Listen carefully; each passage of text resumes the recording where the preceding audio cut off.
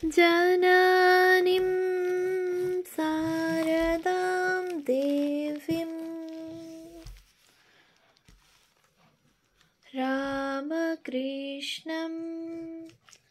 জগদ্গুরুম পাদপদ্মে ত্বয়োশ্রিত্বা প্রণমামি মুহুর্মুহু। পূজনীয় স্বামী লোকেশ্বরানন্দজির সম্পাদনায় রচিত শতরূপে সারদা গ্রন্থ থেকে পাঠ। পৃষ্ঠা সংখ্যা 389। জ্ঞানদায়িনী। একবার বোম্বাই থেকে এক পার্সি যুবক উদ্বোধনে মায়ের দর্শন প্রার্থী হয়ে আসেন। মা তখন সদ্য ম্যালেরিয়ায় ভুগে অতি দুর্বল অবস্থায় জয়রামবাটি থেকে কলকাতা এসেছেন। ভক্তদের মাকে দর্শন করার অনুমতি পর্যন্ত নেই। তবে সম্ভবত অত দূর থেকে এসেছেন বলেই শারদানন্দজি পার্সি যুবকটিকে মায়ের কাছে যেতে দিলেন। মায়ের কাছে গিয়ে যুবকটি কিন্তু দীক্ষা চেয়ে বসলেন। বললেন, মাईजी कुछ मूल मंत्र दीजिए जिससे खुदा पहचाना जाए।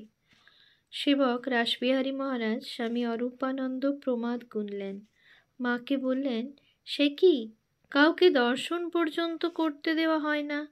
সবে অসুখ হতে উঠেছ, শরৎ মহারাজ শুনলে কি বলবেন? এখন নয়, এর পরে হবে। মা কিন্তু সেদিনই পার্সি যুবকটিকে দীক্ষা দিয়েছিলেন। উৎস শ্রীমা সারদা দেবী, পৃষ্ঠা 444 থেকে 45। একবার একটি মেম মায়ের কাছে তার মেয়ের রোগ মুক্তির জন্য প্রার্থনা করতে এলে মা মেমটির সঙ্গে কথা বলে এত খুশি হয়েছিলেন যে মা শুধু তার প্রার্থনাই পূরণ করেননি, পরে তাকে দীক্ষাও দিয়েছিলেন। উৎস শ্রী শ্রী সারদা দেবী, ব্রহ্মচারী অক্ষয় চৈতন্য, পৃষ্ঠা 425। মেমটি বাংলা জানতেন। মাদ্রাজে অমৃতানন্দ নামে একজন আমেরিকান ব্রহ্মচারী, আগের নাম মিস্টার জনসন, মায়ের কাছে মন্ত্রদীক্ষা পেয়েছিলেন। উৎস শ্রী শ্রী মা শারদামণি দেবী, পৃষ্ঠা 231।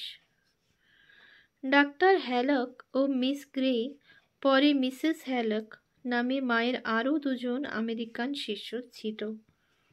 উৎস শ্রী শ্রী মা শারদামণি দেবী, পৃষ্ঠা 231, পাদটিকা। অনেক ক্ষেত্রে দেখা গেছে মায়ের কাছে আগত ভক্তের মনে দীক্ষা লাভের জন্য কোনো আকাঙ্ক্ষাই জাগেনি, তবুও মা অযাচিতভাবে তাকে দীক্ষা দিয়েছেন। ময়মনসিংহের সুরেশচন্দ্র ঘোষকে স্বামী প্রেমানন্দ বাগবাজারে মায়ের বাড়িতে পাঠিয়েছেন মাকে দর্শন করতে, সঙ্গে ময়মনসিংহের আরও কয়েকজন ভক্ত। একজন সাধু এসে এক এক করে ভক্তদের মায়ের কাছে পাঠিয়ে দিচ্ছেন প্রণামীর জন্য। সুরেশ ঘোষের পালা এলে তিনি গিয়ে মাকে সাষ্টাঙ্গে প্রণাম করতেই মা তাকে বসতে বললেন এবং সেখানেই দীক্ষা দিলেন। অথচ সুরেশ ঘোষ দীক্ষার জন্য যাননি, দীক্ষার কথা ভাবেননি পর্যন্ত। উৎস শ্রী শ্রীমা শারদামণি দেবী, পৃষ্ঠা 219, শ্রী শ্রী সারদা দেবী, পৃষ্ঠা 131। অনুকূল চন্দ্র সান্যাল যখন মাকে দর্শন করতে যান তখন তার খুব অল্প বয়স, সঙ্গে তার দু বন্ধু। তিনজনের মধ্যে তিনি বয়োকনিষ্ঠ বলে প্রথম দিনই মায়ের সঙ্গে বিশেষভাবে পরিচিত হয়ে ওঠেন। দ্বিতীয় দিনে ভোরে উঠেই তিনি মায়ের বাড়ির ভেতরে চলে গেলেন। ভেতরে গিয়ে মায়ের কাছে যেতেই মা বললেন, বাবা, তোমাকে এই নাম দিলাম। অনুকূলবাবু তখনও বুঝতে পারেননি যে মা তাকে দীক্ষা দিয়েছেন। তিনি বাইরের ঘরে এসে বন্ধুদের একজনকে ঘটনাটি বলতে গেলে বন্ধুটি একটু শুনেই তাকে থামিয়ে দিয়ে বুঝিয়ে দিলেন যে মা তাকে ওইভাবে মন্ত্র দীক্ষা দিয়েছেন এবং ওই মন্ত্র কারো কাছে প্রকাশ করতে নেই। উৎস: শ্রী শ্রী মা শারদামণি দেবী, পৃষ্ঠা 228-29। শ্রী শ্রী মার কাছে মূল বিষয় ছিল ঈশ্বর লাভ এবং তার জন্য আন্তরিক ভক্তি ও নিষ্ঠা। অন্যান্য সব আনুষঙ্গিক তার কাছে গৌণ। তাই দীক্ষার্থীদের উপর তিনি আচার অনুষ্ঠানের বোঝা না চাপিয়ে তাদের বলতেন জপ ধ্যান করতে ও ভক্তি, বিশ্বাস, প্রার্থনা, শরণাগতি প্রভৃতি অন্তরের গুণগুলির অনুশীলন করতে। জপ ধ্যান সম্পর্কিত তিনি যে নির্দেশ দিতেন সেগুলিকেও কোনো নির্দিষ্ট ছকে ফেলা যায় না, কারণ দীক্ষাপ্রাপ্ত সন্তানের রুচি, প্রকৃতি ও সামর্থ্য অনুযায়ী তার নির্দেশ ভিন্ন ভিন্ন হতো। মা তার দীক্ষিত সন্তানদের দৃষ্টি গুরু শিষ্য সম্পর্কের থেকে বারবার করে আকর্ষণ করে নিয়ে আসতেন মা ছেলে সম্পর্কের দিকে। সাধকের আধ্যাত্মিক জীবনে গুরুর প্রতি ভক্তি, নির্ভরতা ও ভালোবাসা একান্ত প্রয়োজন। সেই ভালোবাসা, ভক্তি ও নির্ভরতা সাধক জীবনে অতি স্বাভাবিকভাবে আসে যদি জননী স্থানীয়া কেউ গুরু হন। শ্রীমা জগৎজননী স্বয়ং দীক্ষিত সাধকদের কল্যাণার্থে, কিন্তু তিনি তাদের মনে নিজের আটপৌরে মাতৃমূর্তির ছাপটি গভীরভাবে এঁকে দিতেন এবং এইভাবে সুযোগ করে দিতেন যাতে তারা সরল বিশ্বাসে তার অতি নিকটে চলে আসতে পারে ও একান্ত নির্ভরতায় জীবনের সব ক্ষেত্রে এই মাতৃরূপা আচার্যকে আঁকড়ে ধরতে পারে। তাই তিনি বলতেন, আমি গুরু নই, ঠাকুরই গুরু, আমি মা, সকলের মা। উৎস: উদ্বোধন, 85তম বর্ষ, পৃষ্ঠা 775। শিষ্যদের বলতেন, সবসময় মনে রেখো তোমাদের একজন মা আছেন। উৎস: শ্রী শ্রী মা শারদামণি দেবী, পৃষ্ঠা 237, পাদটিকা। তাদের আশ্বাস দিয়ে বলতেন, যারা তার কাছ থেকে দীক্ষা নিয়েছে তাদের শেষ জন্ম। উৎস: শ্রী শ্রী মা শারদামণি দেবী, পৃষ্ঠা 237। বলতেন, এখানে যে এসেছে যারা আমার ছেলে তাদের মুক্তি হয়ে আছে। বিধির সাধ্য নাই যে আমার ছেলেদের রসাতলে ফেলে। আমার উপর ভার দিয়ে নিশ্চিন্ত হয়ে থাকো, আর এটা সর্বদা স্মরণ রেখো যে তোমাদের পেছনে এমন একজন রয়েছেন যিনি সময় আসলে তোমাদের সেই নিত্য ধামে নিয়ে যাবেন। উৎস: শ্রী শ্রী মায়ের কথা, প্রথম ভাগ, পৃষ্ঠা 161-62। শ্রীমা দীক্ষা দিতেন দীক্ষার্থীর ব্যক্তিগত সংস্কার এবং পারিবারিক উপাসনার ধারা অনুযায়ী। জনৈক ভক্ত শ্রীমার কাছে দীক্ষা প্রার্থী হলে শ্রীমা তার বংশের মন্ত্র জানতে চাইলেন। ভক্তটি তা বলতে না পারলে শ্রীমা একটু চিন্তা করে নিজেই তার বংশের মন্ত্র বলে দিলেন ও সেই মন্ত্রেই তাকে দীক্ষা দিলেন।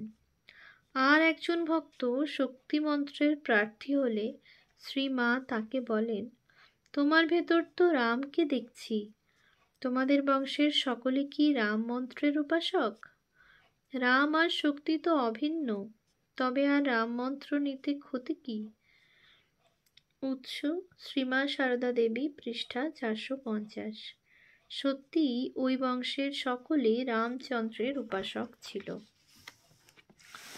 আর একজন দীক্ষা প্রার্থী শ্রী মায়ের কাছে দীক্ষা গ্রহণের আগে বলেছিলেন যে শিবের ক্রোড়ে উপবিষ্ট কালী মূর্তি তার খুব ভালো লাগে।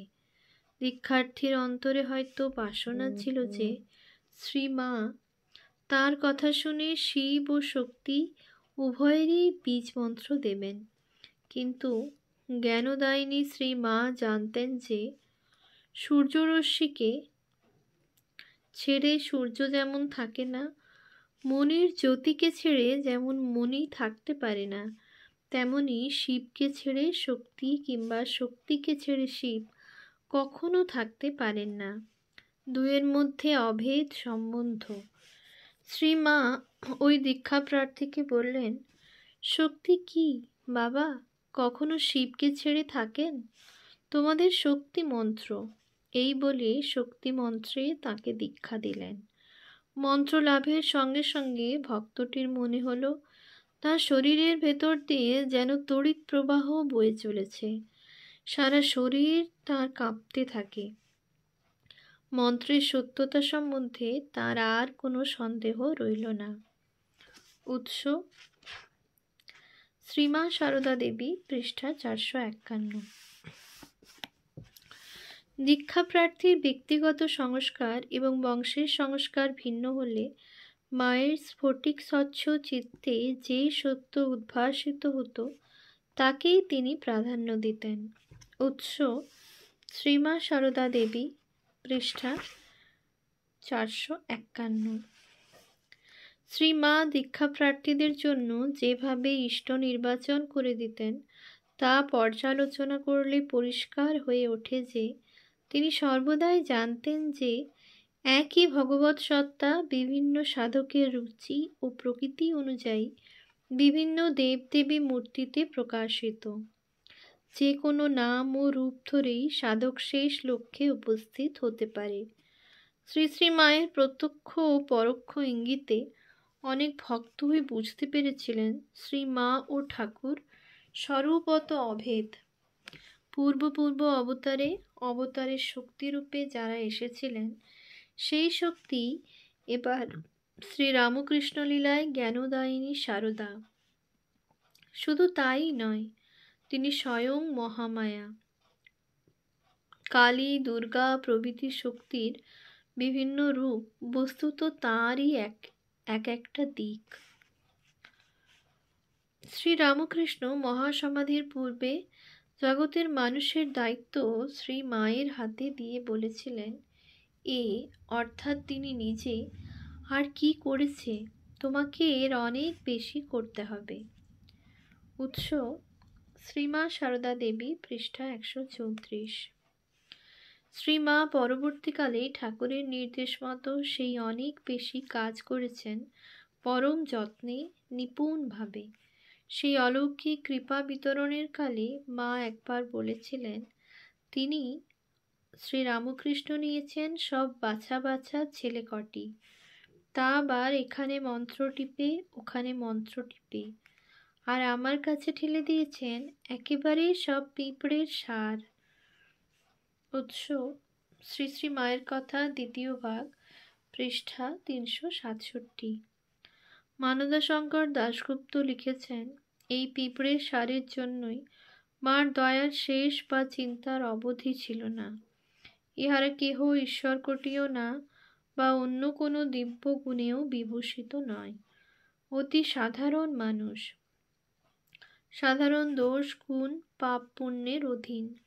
কিন্তু তাহারা যখন আসিয়াছে মা দু হাত বাড়াইয়া গ্রহণ করিয়াছেন। যদি একটু ভালো দেখিয়াছেন তিনি যার পর্নায় আনন্দিত হইয়াছেন। অনেক সময়ই পরিচয় লওয়া বা একটি কথা পর্যন্ত জিজ্ঞাসা করা আবশ্যক মনে করেন নাই। এমনকি যখন অতি অযোগ্য লোক সকল তাহার নিকটে আসিয়াছে তিনি অধিকাংশ ক্ষেত্রে শুধু দয়ার বশবর্তী হইয়া তাহাদেরও দীক্ষা দিয়াছেন। অতি অল্প ক্ষেত্রেই কাহাকেও ফিরাইবার ইচ্ছা করিয়াছেন, কিন্তু তাহারও অধিকাংশ স্থলে একটু কাঁদাকাটিতেই তিনিই হার মানিয়া দীক্ষা দিয়েছেন। উৎস: শ্রী শ্রী মা শারদামণি দেবী, পৃষ্ঠা 239-40। ওম শান্তি শান্তি শান্তি। হরি ওম তৎসৎ। শ্রীরামকৃষ্ণার্পণমস্তু।